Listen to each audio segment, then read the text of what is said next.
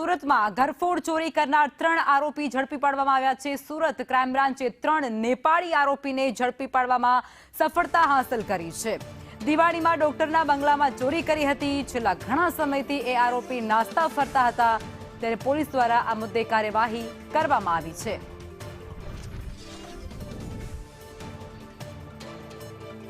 સુરતમાં બંધ બંગલામાં રાત્રિ દરમિયાન ઘરફોડ ચોરીને અંજામ આપનાર જે આરોપી હતા તે ઝડપી પાડવામાં આવ્યો છે।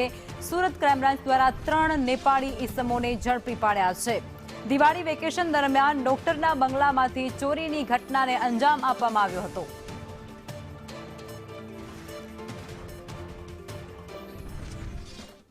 અમદાવાદમાં પરિણીતા ડોક્ટરની ફરિયાદ સામે આવી છે, જેમાં પતિ અને સાસરિયા વિરુદ્ધ તેમના દ્વારા ફરિયાદ નોંધાવવામાં આવી છે।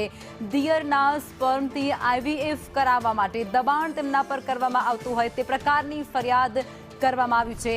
પતિ નોકરીના બહાને થાઇલેન્ડ જતાની સાથે જ હવે તકરાર થઈ છે। PSI સસરા સહિત 4 વિરુદ્ધ ફરિયાદ નોંધી દેવાઈ છે। વેજલપુર પોલીસે ગુનો નોંધ્યો છે અને વધુ તપાસ હાથ ધરી છે।